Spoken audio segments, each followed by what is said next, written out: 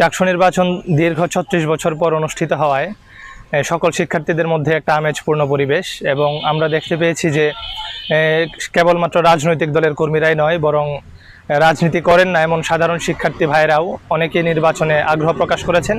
আমি মনে করি যে এটাই জুলাইয়ের ফলাফল, যে কেবলমাত্র যারা রাজনীতি করে থাকেন তারা নয়, সকল শিক্ষার্থীরাই চাকসু নির্বাচনে সকল শিক্ষার্থীদের জন্য কাজ করতে, নিজেদের চিন্তা শ্রম পরিশ্রম করতে তারা নিয়োজিত হতে চাচ্ছেন। এটা আমাদের সবচেয়ে আশার দিক।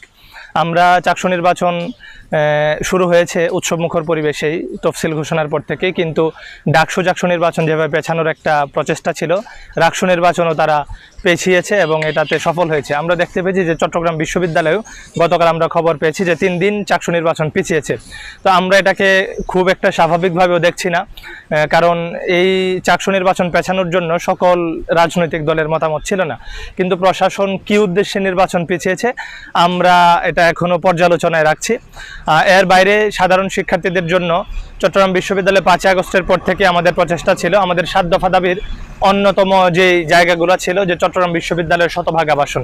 যেহেতু চট্টগ্রাম বিশ্ববিদ্যালয় ভৌগোলিকভাবেও শহর থেকে অনেক দূরে এবং ভৌগোলিকভাবে চট্টগ্রাম বিশ্ববিদ্যালয় পাহাড় ঘেরা একটা ক্যাম্পাস এবং বাংলাদেশের সবচেয়ে বড় ক্যাম্পাস। জাহাঙ্গীরনগর বিশ্ববিদ্যালয় সহ অন্যান্য ক্যাম্পাস আয়তনে ক্ষুদ্র, কিন্তু জাহাঙ্গীরনগর বিশ্ববিদ্যালয় আয়তনে আবাসিক। কিন্তু সেই জায়গায় চট্টগ্রাম বিশ্ববিদ্যালয় আয়তনে সবচেয়ে বড় হলেও চট্টগ্রাম বিশ্ববিদ্যালয়ের শতভাগ আবাসিক নেই। তো সেই জায়গা থেকে আমরা 1 বছর সময়ে, যেহেতু 60 বছরে 22% আবাসন নিশ্চিত হয়েছে, আমরা শতভাগ না পারলেও অন্তত শতভাগ আবাসনের রুট ম্যাপ দিয়ে আমরা দিতে চাই 1 বছর সময়ের মধ্যে। এর বাইরে আমাদের বিশ্ববিদ্যালয়ের সবচেয়ে বড় যে সমস্যা সেটা হচ্ছে যাতায়াতের সমস্যা। আমাদের বিশ্ববিদ্যালয় শহর থেকে 22 কিলোমিটার দূরত্বের যে ক্যাম্পাস, সেই ক্যাম্পাসে যাতায়াতের জন্য কেবলমাত্র একটা লাইনে 2টা শাটল ট্রেন দেওয়া আছে, যেটাতে পর্যাপ্ত পরিমাণ শিডিউল নেই এবং বগির সংখ্যা অনেক কম। আমাদের প্রস্তাবনা থাকবে এবং আমাদের কাজের জায়গা থাকবে যে আমরা যদি চাকসুতে যদি নির্বাচিত হই, আমরা আমাদের সম্পূর্ণ আন্তরিকতা এবং দায়বদ্ধতা নিয়ে এই যাতায়াতের জায়গায় আমরা কাজ করতে চাই। রেল মন্ত্রণালয়ের মাধ্যমে আমরা আরেকটি রেল লাইন কিভাবে বৃদ্ধি করা যায় এবং রেল লাইন বৃদ্ধি করার পর কেবলমাত্র বগি এবং শিডিউল নয়, আরও 2টি বা 1টি ট্রেন কিভাবে চট্টগ্রাম বিশ্ববিদ্যালয়ের জন্য বরাদ্দ নিয়ে আসা যায়, সেজন্য আমাদের সর্বোচ্চ প্রচেষ্টা থাকবে। এজন্য এর বাইরে আমাদের বিশ্ববিদ্যালয়ে যেহেতু ডাইভার্সিটি অনেক বেশি, চট্টগ্রামের আঞ্চলিক যে এলাকাগুলো আছে, বিশেষ করে রাউজান, ফটিকছড়ি, হাটহাজারী, সন্দ্বীপ, এই সকল এলাকার ভাইদের মধ্যে কিছু কিছু উপজেলায় বাস আছে এবং অনেকগুলো উপজেলার মধ্যে বাস নেই, বিশেষ করে সন্দ্বীপ, এরপর হচ্ছে রাঙ্গুনিয়া, আনোয়ারা। আমরা চেষ্টা করব যে চট্টগ্রামের লোকাল যে ভাইয়েরা আছে তাদের জন্য যেন প্রত্যেকটা উপজেলায় যেন বাসের ব্যবস্থা করা হয় এবং যেই উপজেলাগুলোতে পূর্বেই বাস ছিল সেই বাসগুলোকে রিপেয়ার করা হয় এবং নতুন বাস যেন দেওয়া হয়, সেজন্য আমরা কাজ করে থাকব। এর বাইরে হচ্ছে চট্টগ্রাম বিশ্ববিদ্যালয়ের প্রত্যেকটা হল এবং ক্যান্টিনে খাবারের মান খুব নাজুক অবস্থা। তো আমাদের শুরু থেকে এটা নিয়ে কাজ ছিল, প্রশাসনের সাথে আমরা বারবার কথা বলেছি যে আপনারা এগুলো নিয়ে কাজ করেন। শিক্ষার্থীরা নানান সময় দেখা যাচ্ছে যে অসুস্থতার মধ্যে পড়ছে, তো খাবারের মান কিভাবে বৃদ্ধি করা যায় সেজন্য আমাদের প্রচেষ্টা থাকবে। চট্টগ্রাম বিশ্ববিদ্যালয় 28,000 শিক্ষার্থীর ক্যাম্পাস, কিন্তু মেডিকেলের যে চিকিৎসা ব্যবস্থা সেটা খুব নাজুক। 10% শয্যা বিশিষ্ট কোনো হাসপাতালও বিশ্ববিদ্যালয়ে তৈরি করতে পারে না।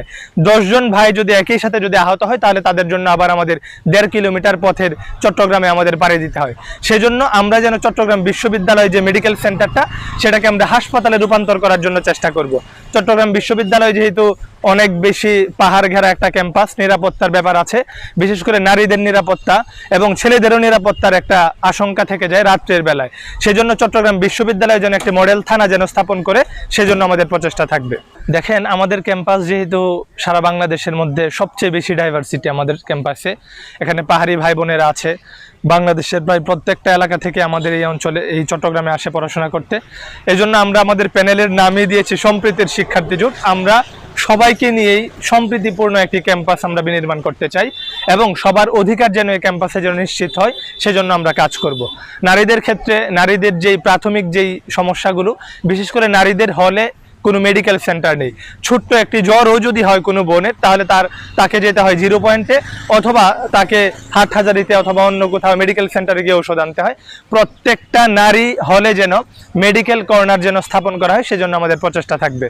এর বাইরে হচ্ছে যে আমাদের যারা দৃষ্টি প্রতিবন্ধী ভাইয়েরা আছে তাদের দেখা গেছে যে অনেক সময় শ্রুতি লেখক খুঁজে পাওয়া যায় না, সেজন্য ব্রেইল পদ্ধতির যে ব্রেইল প্রেস যেটা সেটা দৃষ্টি প্রতিবন্ধী ভাইয়েরা আমাদের কাছে আবেদন করেছিল আমরা যেন তাদেরকে সেটা দেই, কিন্তু পরবর্তীতে সেটা আর সম্ভব হয়নি। আমরা চাকসুতে যদি নির্বাচিত হই, শিক্ষার্থী ভাই বোনেরা যদি আমাদেরকে সমর্থন দিয়ে যদি কাজ করার সুযোগ দেয়, আমরা প্রতিবন্ধী ভাই বোনদের জন্য আমরা সেই কাজটাও আমরা করতে চাই। ওয়ালটন এখন দেশের সীমানা পেরিয়ে পৌঁছে গিয়েছে 50টিরও বেশি দেশে। ওয়ালটন, ঘরে ঘরে বিশ্বজুড়ে।